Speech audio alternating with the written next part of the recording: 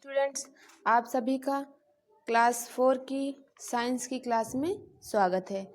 हम लोग पढ़ रहे थे लेसन 13। इसमें हमने आप लोगों को तारे, सौर परिवार और चंद्रमा के बारे में बताया था। चंद्रमा के बारे में हमने कुछ पार्ट बताया था और आज हम उसके आगे से देखेंगे। लिखा है, भारत के प्रथम अंतरिक्ष यात्री राकेश शर्मा थे, जो 1984 ईस्वी में एक रूसी अंतरिक्ष यान में सवार होकर अंतरिक्ष में गए थे। हमारी पृथ्वी की तरह ही चंद्रमा भी चट्टानें और धूल हैं, लेकिन वहाँ ना तो हवा है और ना पानी है, इसलिए वहाँ पेड़ पौधे और जीव जंतु भी नहीं है। चंद्रमा में अपना प्रकाश नहीं होता, वो सूर्य के प्रकाश से चमकता है। चंद्रमा प्रतिदिन अपनी आकृति बदलता रहता है। पूर्णिमा के दिन चंद्रमा सूर्य जितना बड़ा दिखाई देता है, लेकिन फिर इसका आकार घटने लगता है। घटते घटते यह पूरी तरह लोप हो जाता है। जिस रात चंद्रमा बिल्कुल दिखाई नहीं देता उसे अमावस्या कहते हैं। इसके बाद चंद्रमा का आकार बढ़ना शुरू हो जाता है। बढ़ते बढ़ते इसका आकार पूर्ण हो जाता है। उस रात को हम पूर्णिमा की रात कहते हैं। चंद्रमा का घटना बढ़ना इसकी कलाएं कहलाती हैं, अतः इसकी कलाओं को चंद्रकलाएं कहते हैं। चंद्रमा की कुल मिलाकर 16 कलाएं होती हैं। फिर एक कृत्रिम उपग्रह। मनुष्य के अंतरिक्ष के बारे में अधिक जानकारी प्राप्त करने के लिए उपग्रहों का निर्माण किया गया है। इन्हें कृत्रिम उपग्रह या मानव निर्मित उपग्रह कहते हैं।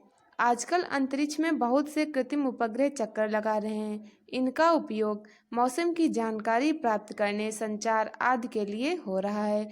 संचारी उपग्रहों की सहायता से विश्व के विभिन्न देश एक दूसरे के टीवी कार्यक्रमों का सीधा प्रसारण देख सकते हैं और टेलीविजन पर सीधे बातें कर सकते हैं। सर्वप्रथम कृत्रिम उपग्रह रूस ने भेजा था। इसका नाम स्पुतनिक था, यानी कि सबसे पहला भेजे जाने वाला कृत्रिम उपग्रह किसने बनाया था? रूस ने, और उसका क्या नाम था? स्पुतनिक। हमारा देश भी अंतरिक्ष युग में प्रवेश कर चुका है। अंतरिक्ष में पहले जाने वाले भारतीय व्यक्ति राकेश शर्मा थे। हमारे देश ने मानव निर्मित कई अंतरिक्ष यान छोड़े हैं, जिनमें आर्यभट्ट, भास्कर, रोहिणी, इनसैट 1 भी प्रमुख हैं। ये अन्य उपग्रहों की भांति पृथ्वी का चक्कर लगाने के साथ साथ अनेक महत्वपूर्ण जानकारियां भी पृथ्वी को भेजते हैं, जिनका उपयोग हम वैज्ञानिक कार्यों में करते हैं। उपग्रहों के कुछ प्रमुख कार्य निम्नलिखित हैं। मौसम, जैसे नंबर 1 है मौसम की भविष्यवाणी करना। नंबर 2 है टीवी एवं रेडियो प्रसारण। नंबर 3 संचार व्यवस्था। नंबर 4 भूगर्भीय जानकारी प्राप्त करना, यानी कि खानों तथा भूमिगत जल यानी पृथ्वी के अंदर जल की स्थिति का पता लगाना।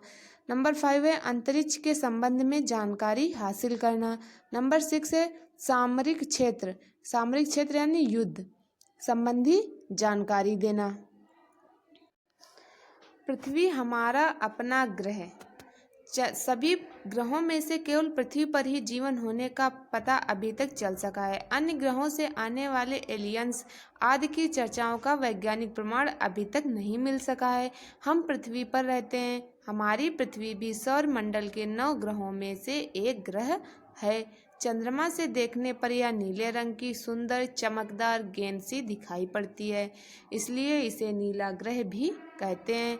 पृथ्वी अपनी अक्ष पर लगभग 24 घंटे में एक बार घूर्णन करती है। यदि गति घूर्णन यानी दैनिक गति कहलाती है। यह गति घूर्णन गति कहलाती है। इस घूर्णन गति के समय पृथ्वी का जो हिस्सा सूर्य के सामने होता है वहाँ दिन, तथा जो भाग सूर्य के सामने नहीं होता है वहाँ रात होती है। इसी कारण दिन रात होते हैं। पृथ्वी सूर्य के चारों ओर एक परिक्रमा 365 दिन में पूरी करती है। यह गति परिक्रमण गति कहलाती है। इसी कारण दिन रात का छोटा बड़ा होना तथा ऋतु परिवर्तन होता है। सूर्य सभी ग्रहों को ऊष्मा और प्रकाश देता है, किंतु जीव केवल पृथ्वी पर ही पाए जाते हैं। जीवन के लिए आवश्यक तत्व वायु और जल पृथ्वी पर उपलब्ध हैं। अन्य ग्रहों पर वायु, जल और जीव हैं या नहीं, इसे जानने के लिए वैज्ञानिक निरंतर प्रयास कर रहे हैं। फिर दिन और रात। हमारी पृथ्वी गोल है, पृथ्वी को प्रकाश और गर्मी सूर्य से ही प्राप्त होती है। पृथ्वी की गोल आकृति के कारण एक बार में सूर्य का प्रकाश पृथ्वी के आधे भाग पर ही पड़ता है और शेष भाग में अंधेरा रहता है। पृथ्वी के अलग अलग स्थानों पर दिन रात अलग अलग समय पर होते हैं। ऐसा पृथ्वी के अपनी धुरी पर घूमने के कारण होता है।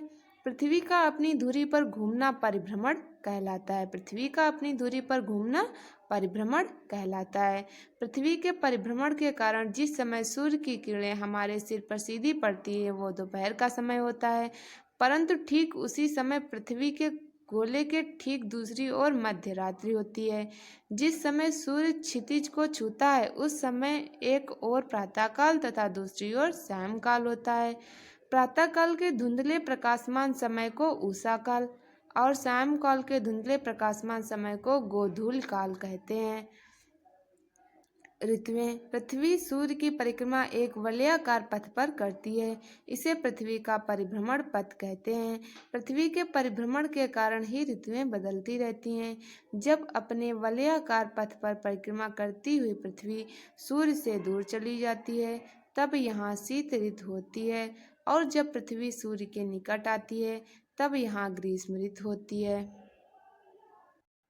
पृथ्वी अपनी धुरी पर 23.1/2 झुकी हुई है।